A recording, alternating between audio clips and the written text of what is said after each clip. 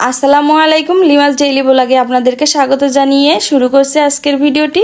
আসলে আজকের ভিডিওটা একটু অন্য ধরনের। আসলে আজকে আমি একটা মিষ্টির আইটেম তৈরি করে দেখাবো।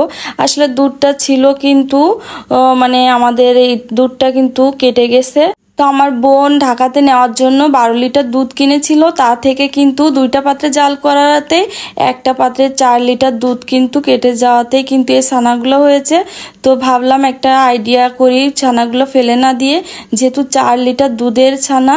তো দেখুন বেশটা কিন্তু ছানা হয়েছে। তো আমি ছানাটা আলাদা করে একটা সুতি কাপড়ে অনেকক্ষণ টাঙিয়ে রেখেছিলাম। তো পানিটা ঝরে গেলে আমি এখন হাত দিয়ে সুন্দর করে মথে নেব।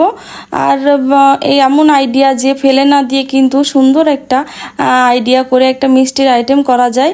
তো সেটাই কিন্তু আজ আমি করে দেখাবো। তো আমি হাত দিয়ে সুন্দর করে দেখুন হাতের এই যে নিচেরটা দিয়ে আমি সুন্দর করে ডলে ডলে মুথে নেব। তো ভাবলাম যে আজকে আমি কিন্তু একটু যেহেতু বেশটাই ছানা হয়েছে 4 লিটার দুধের, তো আমি একটু সরপুরিয়া তৈরি করব। এই যে তার জন্য প্যানে কিন্তু আমি 2 চামচের মতো ঘি দিয়ে দিয়েছি। ঘিটা গলে গেলে আমি এর ভিতরে কিছু ড্রাই ফ্রুট ভেজে নিব। আর যেহেতু সরপুরিয়াতে কিন্তু একটু এই যে বাদাম, কাঠবাদাম, কাজু বাদাম আর কিছু কিশমিশ আমি এখানে কুচি করে নিয়েছি, সেটা ঘিতে ভেজে নিব। আমি একটু লাল লাল করে ঘিতে ভেজে নিয়ে তারপরে ওই ঘি ভাজির ভিতরেই কিন্তু আমি সেই ছানাটা দিয়ে দিব। ছানাটা দিয়েও কিন্তু আমি ঘিতে 2-3 মিনিটের মতো একটু ভেজে নিব, এতে করে ছানার কাঁচা গন্ধটা চলে যাবে। আসলে ভাবলাম যে ফেলে দেওয়া জিনিস দিয়ে আমি কোনো একটা আইডিয়া করে একটা রেসিপি তৈরি করে ফেলি। তো সেটাই কিন্তু আপনাদের সাথে শেয়ার করছি। তো তারপরে দিয়ে দিলাম চিনি। এখানে আমি 1 কাপ চিনি দিয়েছি। তো চিনিটা দিয়েও কিন্তু আমি সুন্দর করে মিক্সড করে নিব। আর চিনিটা একটু দিয়ে দিলাম এলাচের গুঁড়া, এতে করে সুন্দর একটা ফ্লেভার বের হবে।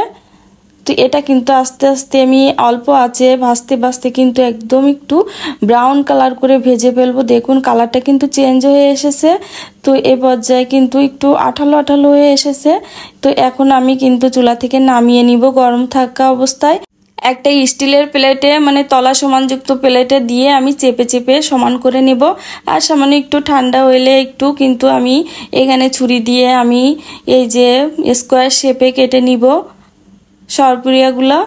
তো দেখুন একটু এই সরপুরিয়া কিন্তু একটু ড্রাই হবে আর খেতে কিন্তু অনেক সুন্দর হয়েছিল মাশাআল্লাহ। তো আমি দেখুন পিসগুলো এখন একে একে উঠিয়ে নিয়ে আমি একটা প্লেটে উঠিয়ে নিয়েছি। তো দেখুন কতটা সুন্দর দেখাচ্ছে। আর শুধু দেখতেই নয়, খেতেও কিন্তু মাশাআল্লাহ অনেক সুন্দর হয়েছিল। তো মুখে দিলেই যেন মিলিয়ে যাচ্ছিল। তো বন্ধুরা, কেমন লেগেছে আজকের এই ফেলে দেওয়া বাদ দেওয়া জিনিস দিয়ে আমার এই রেসিপিটা? যদি ভালো লেগে থাকে লাইক কমেন্ট শেয়ার করতে ভুলবেন না। আর ইউটিউব থেকে দেখলে সাবস্ক্রাইব করে আমার পাশে থাকবেন। পরবর্তী ভিডিও দেখার আমন্ত্রণ জানিয়ে আজকের মতো এখানেই বিদায় নিচ্ছি। আল্লাহ হাফেজ।